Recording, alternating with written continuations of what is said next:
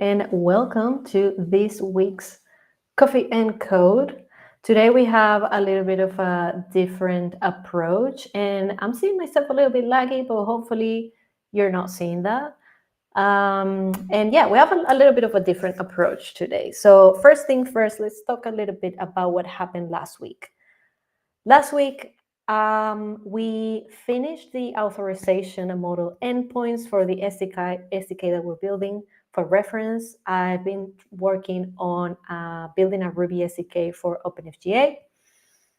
And while doing that, I had all these questions about, okay, but how does it work or how would this be if I were to use the generated code that you can have by using the OpenAPI generator or the OpenFGA generator? And so we tested all of that to see how that felt, like how the developer experience would be, in order to decide, okay, do we want to keep going this route or building it myself or just using the generated code? And I was having a conversation with my colleagues about this. And so I'm very happy to say that I managed to convince one of them to join us today and talk a little bit about OpenFGA and SDKs and even coffee. So I'm going to welcome Evan to the stage. So welcome, Evan. Hello, hello. Hey, Carla. Thanks for having me. I'm very happy to have you. You're my first official guest, so we're gonna see how this works. So yeah, I was talking that I was working with some SDK stuff, and I managed to get you to come here and talk to us about that and how everything works. But before we do that, I always start these streams with a little bit of a coffee conversation.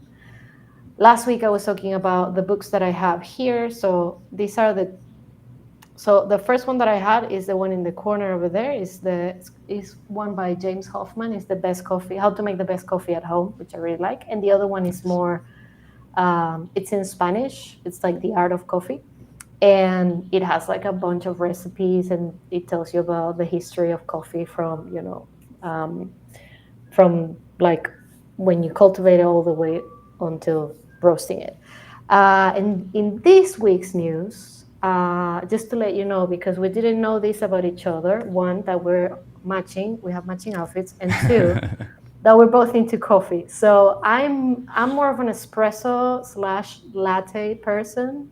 I like my coffee with milk, preferably, but I've been trying to dig into other methods, and so I got a V60, which, as you Very can see, cool. is really not used at all. And I'm not sure. I think I could have gone the smaller version of this or the bigger version of this, but this is what we have so far. So I'm wondering if you have like any thoughts on coffee. How do you drink your coffee? Anything you can share, because you already shared a little bit to me that you're into coffee. So I want to hear about that. Yeah. Sure, sure. Yeah. Yeah, I always say I'm a little bit of a coffee snob because I'm very particular as to what I'll drink and not drink, and it's always a disappointment because especially traveling or things, it's like it's impossible to get a good cup of coffee. You got to make it at home. Unless you find a really cool little cafe hidden somewhere, but the odds of that are, if you're not in the area, just very slim. Yeah, I pretty much stick to espressos or Americanos, and I have I have this whole regimen. So I have fresh beans delivered each week, freshly roasted, and it sounds so pretentious, I know, but it's I'm the same. I'm gonna let you finish, but then I'll tell you mine. So please go ahead. okay. My favorite is from this company. It's in California called Blue Bottle, Blue Bottle Coffee, and they just make these really great I, they have a ton of different varieties, and I've just barely dipped my toe in there, but I found one I really like and I kind of stuck with. It's called Giant Steps, and here, I've actually got the bag here. Nice.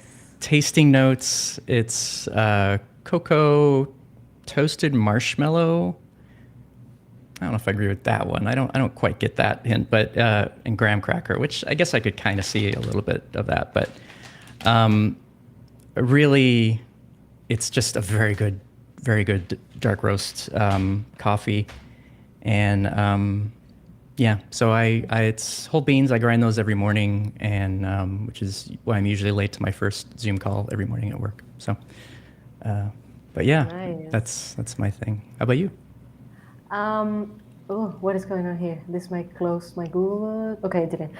What about me? Well, I do not get them delivered, but I do live in I do live in like the center of Valencia, Spain, and so I have around 5 or 6 specialty coffee shops around me, Mm, and a few of them are roasters. So I just walked and buy the beans, and then I also grind them at home.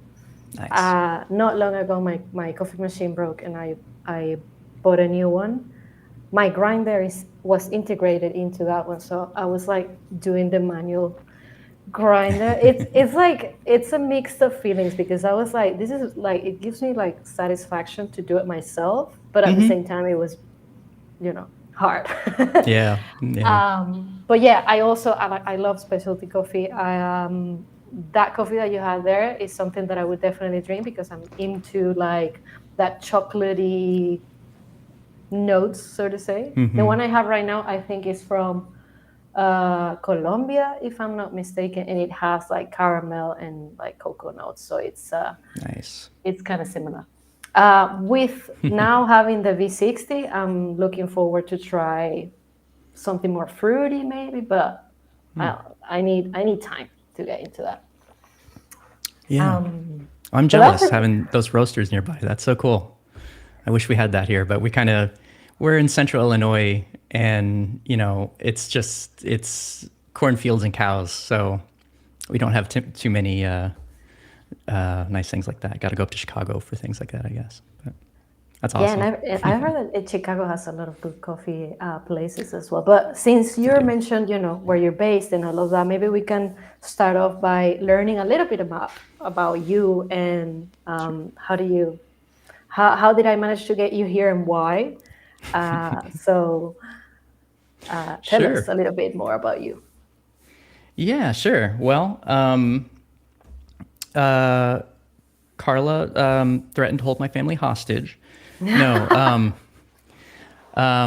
no. So I work at Okta, or the Auth Zero wing of Okta. Work on the OpenFGA team. So that seemed of particular relevance to your recent work. Correct. Yeah. So yeah, I've been on the OpenFGA team about a year and a half now, not quite. Before that, I worked on SDKs for approximately 3 years, Auth0's SDKs, and I'm on the tooling team for FGA. So a lot of SDK work, among other things. Yeah, but this is just kind of the most recent. This is about the past 5 years, and about 5 years before that, I was working on SDKs as well, and a lot of open source projects. I maintain some popular PHP libraries, and yeah, before that, I worked for a nonprofit called Ushahidi that is a crowdsourcing platform for like crisis response and like citizen journalism, primary things it was used for. But Nice. yeah, yeah, And long history in open source. Sorry. yeah, I was going to ask you, like you mentioned you were working on PHP, but do you have like because working in SDKs, I think you, I don't know, you let me know. You either like specialize in like a couple of programming languages or frameworks, or is it more like you need to know a little bit of everything in order to tackle multiple SDKs at once? Yeah. So it's with Auth0 in particular, we had 45 different SDKs, and across different languages and platforms. So that was a large surface area. We had a good sized team that was able to manage that pretty well. But what we found worked sort of organically, and what we've carried over to FGA is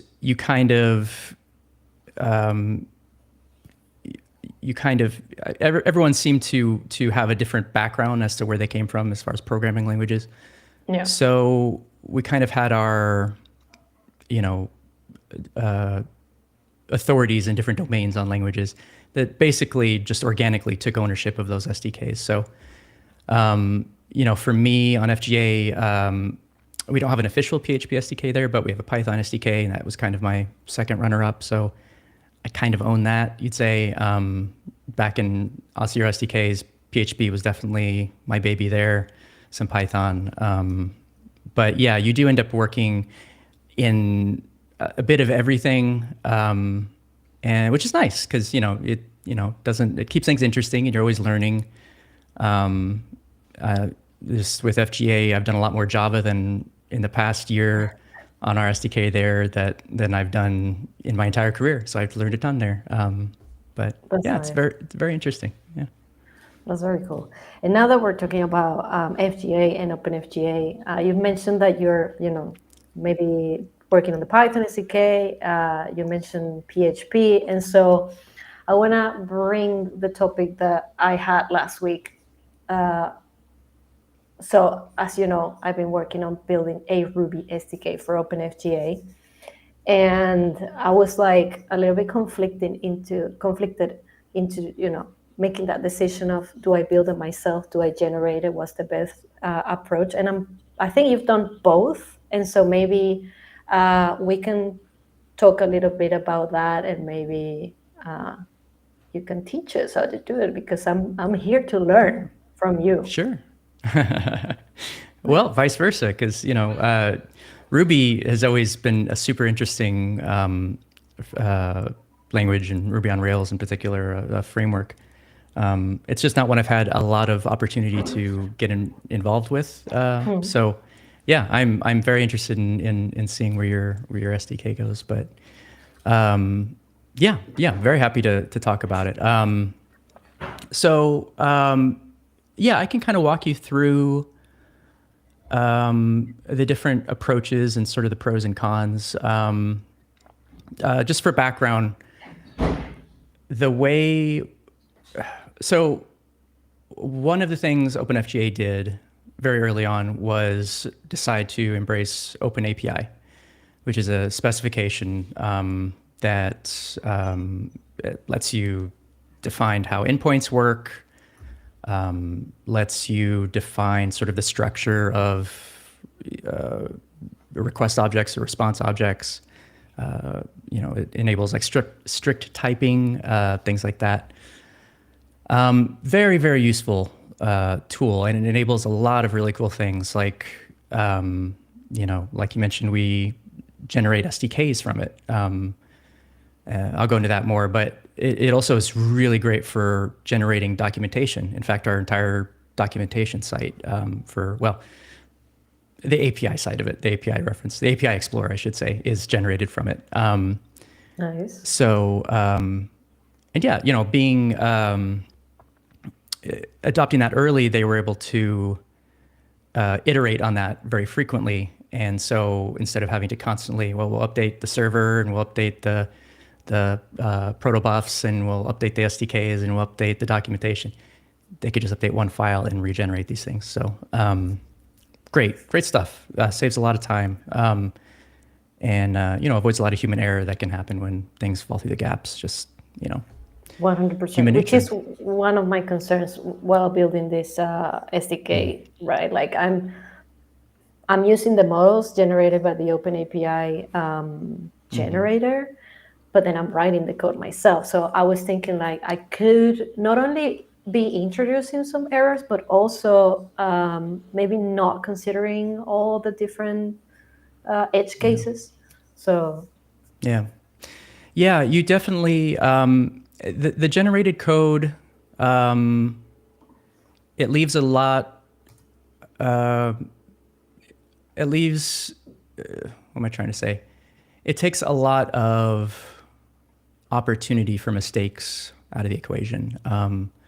Just, oversights but also like, again, if there's an API change on the server, then the spec changes, and, then your SDK might be out of sync if it's handwritten. So it doesn't happen often, but particularly with like new experimental endpoints, things like that. Yeah. So what we ended up doing with the official SDKs actually was kind of a best of both worlds. I say best of both worlds because when you generate code, yes, it's functional, but it's not handmade. It has no human touch. The developer experience, it's just not there, right? It's generated, so you don't have that sort of empathy that comes from a handcrafted SDK where the developer can put themselves, or the library author can put themselves in the developer's shoes and say, does this feel clunky? Does this make sense? It might make sense in a spec, but not really, all that fun to use in your application. So, and then with a handcrafted SDK, which is what we did with the Auth0 SDKs, those were all handmade, for better or worse, because a lot more maintenance with 45 SDKs when there's a API change. But that ended up producing a great developer experience, because we had that ability to be hands-on and have that empathy for developers and put the thought into what the public API looks like. So back to OpenFGA, I say best of both worlds because what we ended up doing was using the OpenAPI generator to build portions of the SDK, basically a layer of the SDK. And then we built, we hand built a wrapper, so to speak, on top of that, which is what we formally call the client in the SDKs. I think all the SDKs refer to the generated code as the API client, right? I think. I know it's that way in Python, and yeah. But in any case, the way we kind of expose that is we take that generated code, we write custom public APIs on top of that take some of the, take the rough edges out of it and just make it more pleasant to use. There's a lot of that comes down to how you make requests to the API. It's for better or worse with OpenAPI, you end up getting the generated code ends up being very, very, very strict in the structure that you have to issue requests to. So with our client wrappers, we can be a little more flexible and even have like properties on methods. Just if we know that you're, going to be creating a store, and really the only property we accept off the top of my head is the name for that store, for that endpoint. So instead of having to create a create store request object just for a name property and then send that to the API client, we can just say, hey, here's just a property that's a string. Give us the name of the store you want. We craft that in the back end and we issue that, and then we get the API response back and we shape that so it's nicer for the application to process. But it's things like that that you just can't do with purely generated code. Needs a human touch. It's better for it. I agree, and maybe we can look a little bit into it. I don't want to put you in the spot, but I'm kind of absolutely. And also no. saying hi to Aleix, who is watching us from, I think, YouTube. Oh, howdy there. Nice to have you. Yeah, absolutely. So there's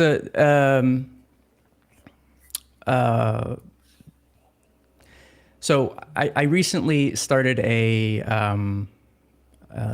hobby project. Like I said, we don't have an official PHP SDK. Mhm. I just haven't had demand in the past, but I'm a PHP fanboy, so I decided to create one. And incidentally, we're So doing our kind of first. like what I'm doing with the Ruby SDK. It's not official yet, but I like it, Yeah, so yeah, I'm gonna build it. Okay. and that's awesome. And anyone can do this. So and the more the merrier. Like Yeah. if anyone out there wants to build their own SDK, please by all means do that. That's awesome, and you will definitely have our support for that. And yeah, so yeah, the PHP SDK I worked on was out of a hackathon project a few weeks ago. And so that's a good example of really, I think, what you're doing with Ruby, generating from OpenAPI the models, the response structures, and then creating a layer on top of that. That's handmade. I really think that's the best way to go. So I can show a bit of that, how I'm doing that there. Going back to our official SDKs, again, we use a similar approach, but we use a custom package. It's basically built on top of OpenAPI generator. We just call it the SDK generator. It's it there's a lot more moving parts to it. It's fundamentally behind the scenes the same concept, but we have like a mustache-based templating system that lets us do basically just insert variables, do all sorts of cool templating stuff that saves time. But it's a much heavier process. But yeah, let me see here. Let me get a browser window going here. So we Actually, let me have open up code. Mike saying hi, I think, but this is how we get the emojis. Hello, hello. Nice to have you. Okay. Let me try to just share my window because I'm on a 4K monitor.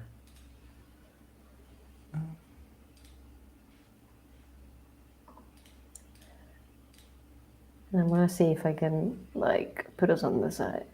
Yeah, there we go. Let's see how this looks. Come on the screen share. Yeah. Okay. Yeah, let me. Ooh. You're gonna have to zoom in a little bit. Yeah, it's pretty tiny. I just got this monitor a few days ago. It's nice, but it's taken some getting used to. Everything's so small. Let's see, what's the... So this is the PHP SDK. Yes, yeah. Unofficial PHP SDK. Yes, yeah. This, at least for now, this lives on my GitHub, my personal GitHub account for the moment. We'll see what happens, but like I said, we are starting to see some interest from PHP folks. So yeah, might be something we officially support. Okay, so I probably should have this guy over here. So hopefully we can see this okay. Even my preview window is a little tiny for me to see, but let me know if it's not decipherable. I think I can read it. Just if anyone cannot read it in the comments, let us know. Yeah, please. That would be super helpful. It's coming from the production end here. It's a little different. But yeah, so this is my or partly handcrafted, partly generated PHP SDK. Now, this uses, again, the OpenAPI specification to generate, I think in a similar fashion to you, I'm basically just using the models. Yeah, same. Yeah, it's really, if something's going to change in the API, or even if you just consider like what's going to take the most time and have the most opportunity for human error for me to overlook something, it's going to be in those models. So in PHP's case, I really wasn't a fan of the way they approached the networking. I wanted to do things a little differently. So even though the generated code did have a whole networking API that comes out of it, I built something by hand. So yeah, so I in this case I built just a little shell script that just creates a temporary directory. It fetches the Swagger file, which is the Open API specification from GitHub, from the OpenFGA API repo. That's where that lives. It's pretty important to you don't want to use the version just right off the main branch. Again, we don't really do breaking changes often, except for experimental endpoints, but it's better to pin that to a specific commit, so you know what you're going to get, and just take error out of the equation. I was actually going to ask you, when you're doing that line, is it to? I thought in the beginning it was to bring all the new models. If there's any changes in the models, you're bringing that to your SDK. But because you're using the commit hash, then you're kind of like, if you wanted to update that, then you would have to change that yourself, Yeah. right? Okay. Right. Yeah. I suppose. I suppose since you are committing the models, you could leave that as main. My thinking there was possibly having some sort of CI testing, or some sort of automation that might check if there was a change upstream compared to what you have locally.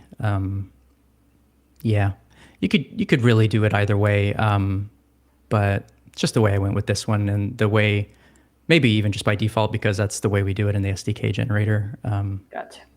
But yeah. So this just just curl download pulls that, and there's a few tools out there you can use. Swagger actually has their own generator as well. I just recently found out, but we generally just use the Open API generator. It's been very reliable and works well. This guy just runs in in a Docker container. I've got some configuration stuff here. It uses the Open API Generator CLI tool. Got some just very basic configurations. If you go to the Open API Generator website, you can look what settings are available for every language and framework and things like that. This is just a raw PHP SDK, so there's really not much. I assume if I were generating something for a specific framework like Laravel, maybe, probably a lot more configuration, but yeah. So I'm just passing the configuration I have, telling it where I want it to output the built code. And yeah, that's, just configuration stuff. Tell it what I want the HTTP user agent to be. Which I don't actually use that anyways. In this case, I could drop that, but okay. So that Don't generates. change it now. yeah. Let's break it live. Yeah. There's enough chance of that happening already anyway. So, So again, to your point, right now I'm just deleting whatever's in the models directory of the library right now and replacing it with these generated ones. So it's, delete that folder, remake it, and then just copy from the built models into my library. Nice. And then, because I'm opinionated, I have it apply some code styling to it just so it doesn't look completely weird against my other code. Aren't we all opinionated? Yeah, I think you got to be, right? Yeah. Just on code quality, at least. Okay, so I just run the script here real quick. I'll show you. Does its thing, applies code styling, bada bing, bada boom. So you see we got this temporary folder here. I have it in my git ignore since it's not something we commit, but this actually shows the generated library. And this is actually a good way to show like they do generate a complete library here. You have your API exceptions. It has a configuration interface, an object serializer, which is just a way of taking, in this case, like a PHP array. Yeah, it takes like a PHP array, makes it properly structured for the request, and vice versa. So it's not just JSON. Also applies like strict typing and things like that. So you have consistency in typing. But here's the important bit. Here is really the models, and these are again just generated from the Open API specification, but it's quite robust. It's this expand request. So this would actually be one of those things that the handcrafted client layer we would make for you instead of you having to make it yourself. But this is what we would instantiate, configure, and send to the server. It's the expand endpoint in this case, and it's just a request payload, which is ends up being a JSON structure. So just supports a few properties, tuple keys, your model ID, and consistency. If interested on any of these particular things, it's actually, if you go to the API Explorer on OpenFGA .dev, you can actually dive into all of these right through a much nicer API than trying to dig through the code by hand. So it's a good way to go. For people who want to check that out. Yeah, it's a fantastic resource, and even after working on this project for a year and a half, I still reference it daily, so it's great. Okay, so that's the generated code, but again, we don't use that in this case by itself. So this is that handmade client wrapper I'm talking about, and it just provides the developer experience on top of an otherwise kind of clunky generated experience. Just makes it a little more pleasant to use. That's what I was going to say. I think in this case, so the generated code, you're kind of keeping under the hood, like developers are not going to have to like really interact with this, and then you're building here. Absolutely. The PHP like more idiomatic way of how to interact with this SDK, right? Yeah. In fact, I in most cases, we don't formally do it, but I would say, aside from the models, if anything else gets pulled in from the generated library, I would almost treat that as internal, right? That way there's no confusion between, the public API that, we want you to use because it's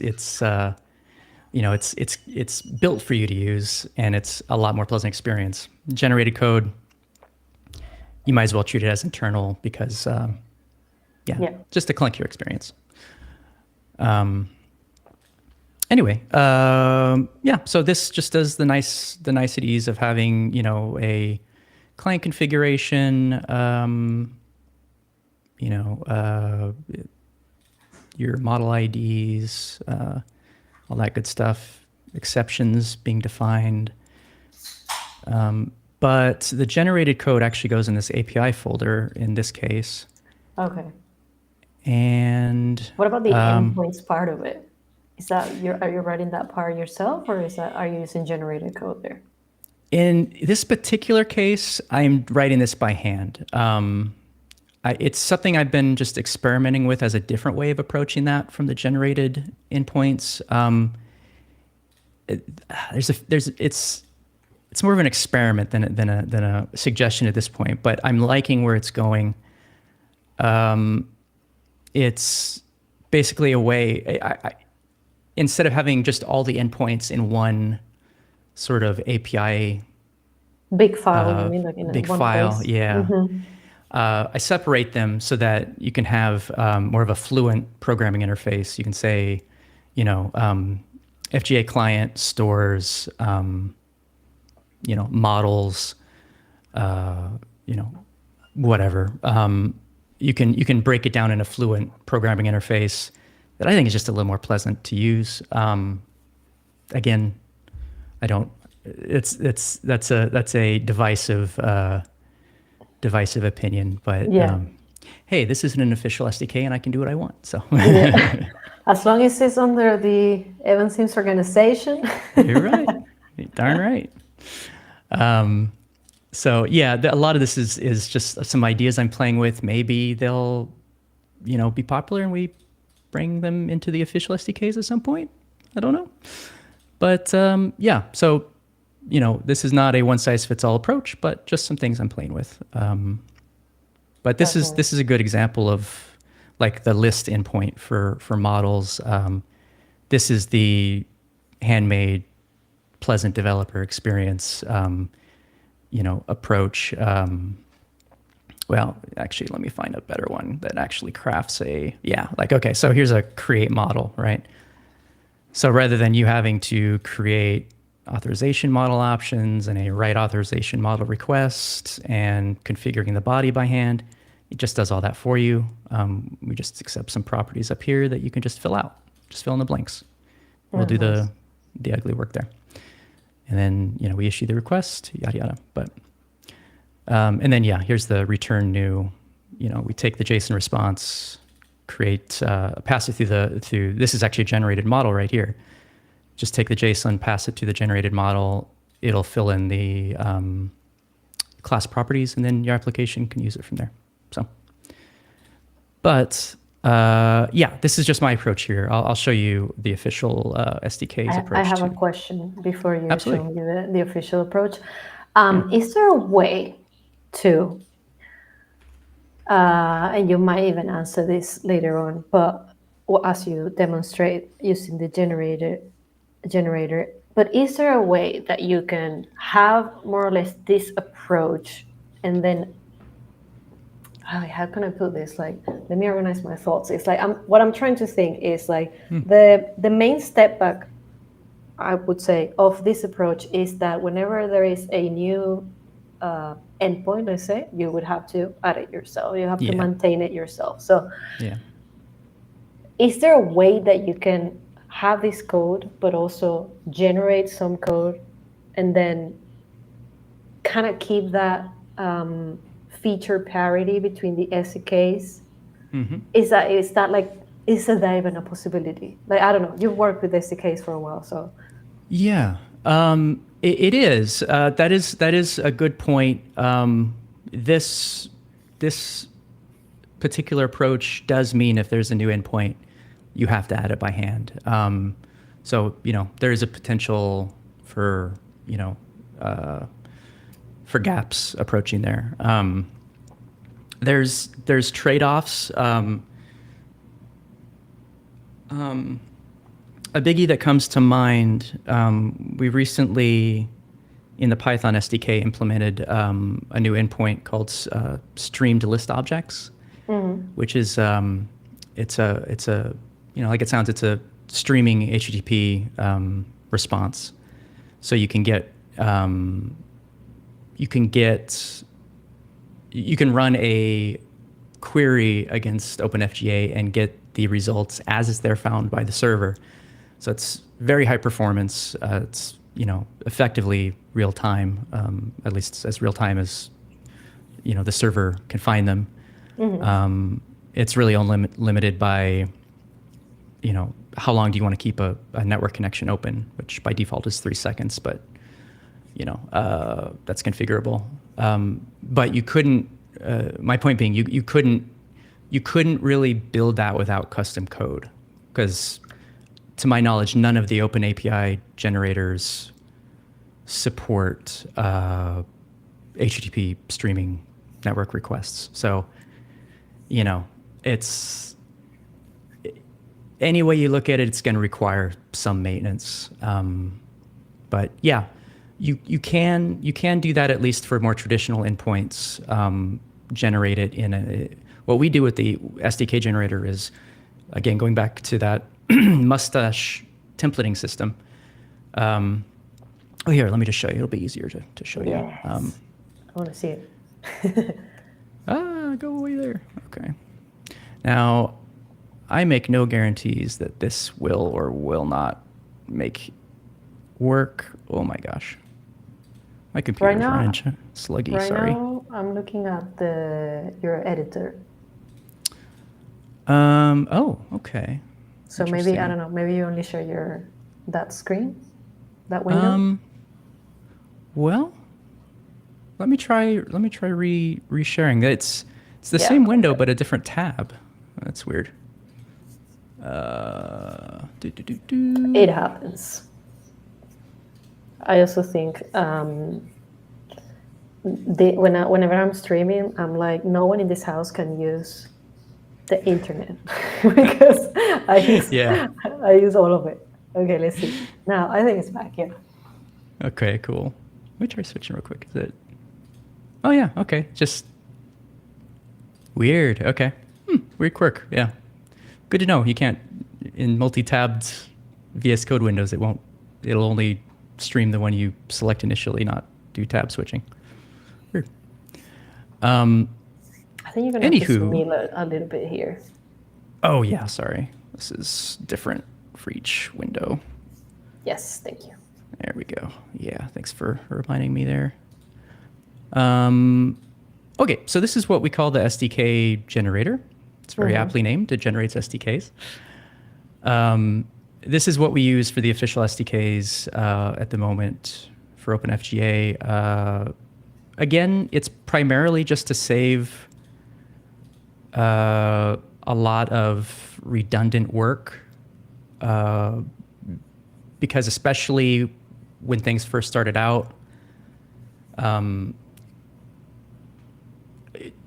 we wanted to cover our bases with .NET and Go and Java and JS and Python. It just made a lot more sense to, if you're generating them, have them all in one place. So we can, it's especially useful for documentation where there's a lot of repetitiveness as far as like all of the READMEs share the same sections, but the code is different. I'll show you how we handle that too, just because I think it's an interesting templating advantage. But yeah, the SDK generator works very similar to the PHP. You see we have the OpenAPI. This is a make file, sorry. This is what we run to actually make the SDKs. It just does some of the configuration work. This is the commit we're currently pinned to for that OpenAPI Swagger file. And yeah, we just have a bunch of commands here. I'll just go through Python. Yeah. As a good example. This is really the pertinent command. So to generate an SDK from the Python SDK from it, you would just do make build client Python. And I did recently make a change for those streaming endpoint changes that make this one a little different from the others. It's the first SDK to support it, so it's kind of an odd man out there. But we just do some shaping of, OpenAPI generates its own test files. We have test files on top of that. We don't like some of the default pathing and file names that the API generator comes up with, so we just do some manipulation of things from the generated code. And for example, those tests that you have on top of that are tests that you wrote yourself, that you're just adding to the generator. Yep. Okay, cool. Yeah. In particular, the OpenAPI generator will generate tests for some of the code we're not using. And even for like models, which doesn't always make sense because they're all kind of, they're all kind of extensions of the same base class, which aside from filling in certain properties. So code coverage on models is not particularly useful, particularly useful metric. But in any case, yeah, you can, we do our own layer of testing on top of that, especially for the client wrapper stuff. But yeah, then we just do, some code formatting and syntax checking, just nice things like that for the generated code.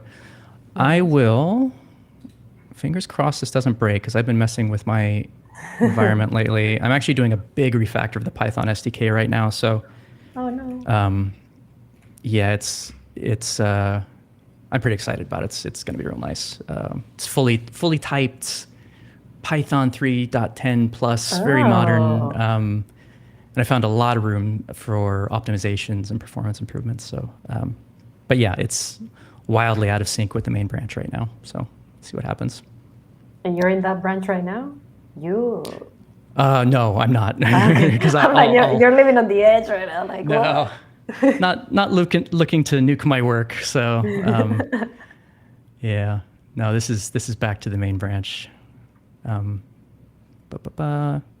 So you see, this one takes a little bit longer. That's just because we have a few more layers with the SDK generator. The actual steps themselves don't take any longer, but we're generating readmes and things like that. Okay, so this generated the SDK. Oh shoot, I can't switch that tab. Okay, I'll show you the generated SDK after I show you how the templating works, but because the tabs won't let me switch for streaming. So this generates a. Oh no, sorry, I'm a fool. I can do it right here. Yeah, never mind, it'll work. Okay. Yeah. I always forget that because I treat them as separate projects. Okay, so yeah, the templates for the individual SDKs all go in here. We apply a few patches. We're actually getting rid of these here in the next release, but it's kind of legacy stuff. But you'll see our Python files actually end in .mustache. What are these mustache files? These are, in fact, the source code. They end up being .py files. But let's see. This is actually a perfect example. We do some custom work for each of the generated models. So we actually have a mustache template that is applied to that generated code. So you'll see we're opening basically a loop. So for each, model, or at least a context, for each model, look at the model. We generate a class name for that model. It's appropriate. We have some enum values, some allowable values, which is basically what properties does this particular model accept. I won't get into the nitty gritty of it, but this lets us do some type definitions, add our own comments. Okay. Yeah. Yeah, I was gonna say it feels like, not knowing a lot from the .mustache file, like a templating kind of thing. Like, this is the structure that I want to have in all my models, for example, and this is where you define that. Absolutely, yeah. Yeah, it does provide a good middle ground between just purely generated code and getting at least some customization on top of that we need. Like, this is a good example. We have in our client wrapper, we have a configuration that lets you, I think it's more of a legacy thing. I don't think it's really used anymore, but lets you turn off client-side validation. I don't know why you would not want that, but it's probably something we can remove at this point. But it's a good example of blending. This would not be in the purely generated code because it's our client wrapper configuration stuff. But this lets us use that in generated code. Nice. Now, this works for endpoints too. So like API.mustache. Oh, right. We're using, where does that live now?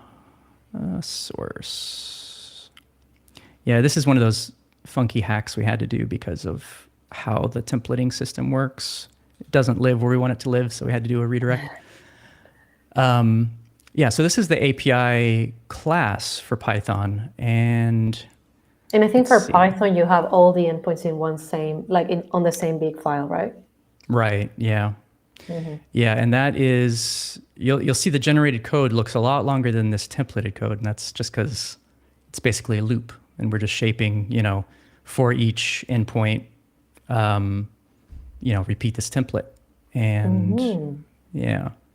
So it definitely saves a lot of work if, like a recent addition was OpenTelemetry for the SDKs for logging and metrics and things like that.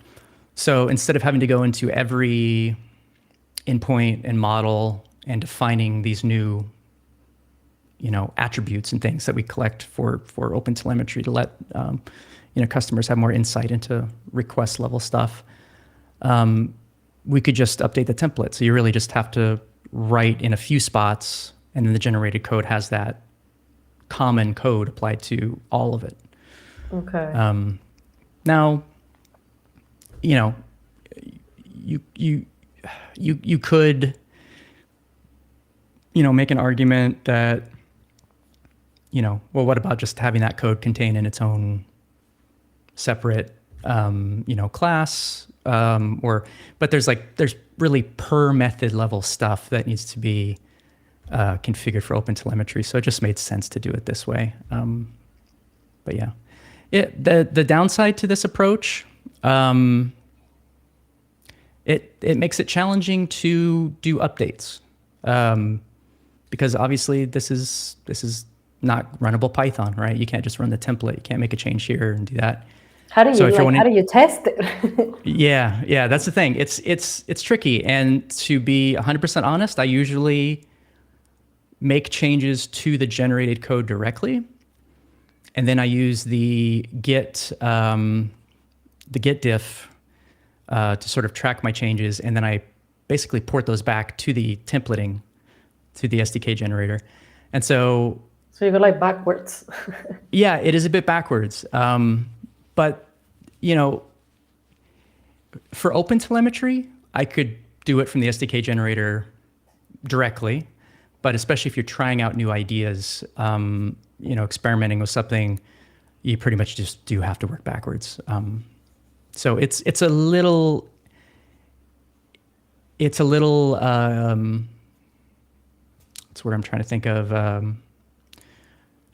Well, there's a trade-off with it. It's just it takes more work to work this way. But then it also saves you a lot of work if you had to do it in each file, each model. It does. In the case of OpenTelemetry as well. It's absolutely, some good and bad there. Definitely some trade-offs that are worth considering if anyone's thinking about building something like this. And just to show you, this is the Python SDK's generated code from our SDK generator, which I just ran over here. So this is what developers would actually interact with, or like what they would see. Mm-hmm. Yeah, this is the installed package or installable package here. These are the models that are from the OpenAPI specification. Again, going back to our template, you can kind of see, there's those OpenAPI types, the attribute map, some of that configuration stuff I mentioned that would only be possible to apply using the templating system we do for these generated models. So, yeah. I think my goal with the PHP SDK was to be able to use these as standalone as possible, so that I didn't have to do this type of thing in that case. It just doesn't make sense for a standalone SDK. But yeah, sorry. Nice. No, I was going to ask you if we could see the API file, Yeah, because we saw the template, so I'm curious to see how that big file absolutely. actually looks like. I think it's on the top, maybe. I don't know. I don't know, API client. Yeah, we do some renaming. I think it's actually OpenFGA API. Yeah, Ah, ends up yes. being renamed in the end for namespacing reasons. But yeah, so this is the resulting generated API class, and like you Right. mentioned, in this case, it takes a relatively short template and produces a quite a sizable file with all of our endpoints. So let's do find a good example here. So And then I have yeah, let's another just do question. check. Yeah, sure, absolutely. I have all the questions because you mentioned for the streamed list objects endpoint that you Hmm. built, that was like custom build. That's not generated. So how? Like, I want to see that. Yeah, Where? yeah. So in Python's case, like the PHP SDK I'm working on, we have our own networking class that actually issues Mhm. the requests that we built. So that in that particular case, we're not using a generated network client. So it was fairly straightforward to trying to blank here. Where does that live?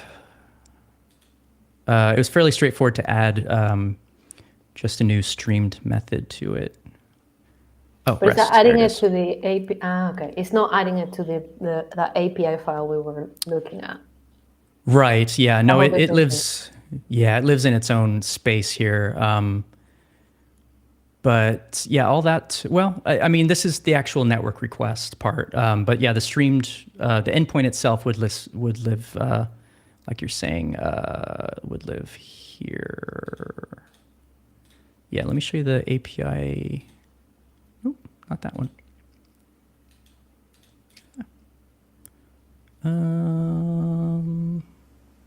No, I'm looking right at it. I also don't see It's it. the Maybe sync in the model. API folder. I don't know. Hmm. Are we in the right Oh, is branch? that it? Oh yeah, here it is. Okay. All right. Um, that endpoint is defined in the Open API specification. So if you just generate, um, if you just generate without any configuration, it will be there in your code, at least as much as it can be. The problem again is, from what I've seen, none of the generated libraries support HTTP streaming endpoints. So certainly didn't in the Python circumstance. So it's generating this particular function because it that's straightforward. It's what properties does the query accept, and what kind of response type are we sending back. Mm-hmm. It's the same as every other one. We do our telemetry configuration stuff, but it Oh, calls okay. our handler for actually issuing the network request in the back end. And in this case, we added a little streaming flag to differentiate between a traditional endpoint that can process the response, expecting it all at once, versus a streaming endpoint, which is asynchronous and we'll get things in. So this is where you manually change this, or was it Yeah, in the mustache file? this is from the mustache file. Yeah. Okay. Yeah, so you'll notice this streaming flag is even on traditional endpoints. It's just it defaults to false, but that's what pivots between how the network client handles it. So let's see. Yeah, here's our REST client object, which we build the request, which is just the common code between traditional endpoints and streaming endpoints. And then here's our actual new stream method that we had to add for that. And that just does some fun stuff with, asynchronously collecting the chunks, processing the JSON each time processing the buffered JSON each time it encounters a new line, which is how it differentiates between results. So it even would work if if it was like a multi-part response and the JSON, had to be split up. But thankfully, that's not actually the case for that endpoint. But it could, in theory, if we needed to. So, Right. yeah. That's pretty cool. Honestly, to me, it was very interesting to learn about this. We've been, believe it or not, talking about SDKs and generating things for about an hour already. Yeah, time flies. Yeah. And I usually, have the stream for an hour. So I want to thank you for being here, for talking to me about coffee and SDKs and showing me how to generate this code, because I think for in the future or relatively soonish, I need to make a decision on which path to take. Yeah, And this conversation was very useful. I'm glad. Hopefully you had fun. We didn't break anything, so that's good. Everything worked. Absolutely, yeah. Except my camera, which keeps blanking out for some reason. But yeah, no, everything ran without fail. So that's better than most of my live demos. That's always a success. I'll probably, I'll maybe share the links for the PHP and Python SDKs in the either LinkedIn live stream or on YouTube. But yeah, thank you very much for being here. And who knows, maybe Evan will come back for future sessions. I'll convince him. It'd be my pleasure. Happy to do it. But I think that was pretty much it for today. Thank you, everyone, for your comments, for saying hi and sticking with us. So see you next week. Thanks all. Bye.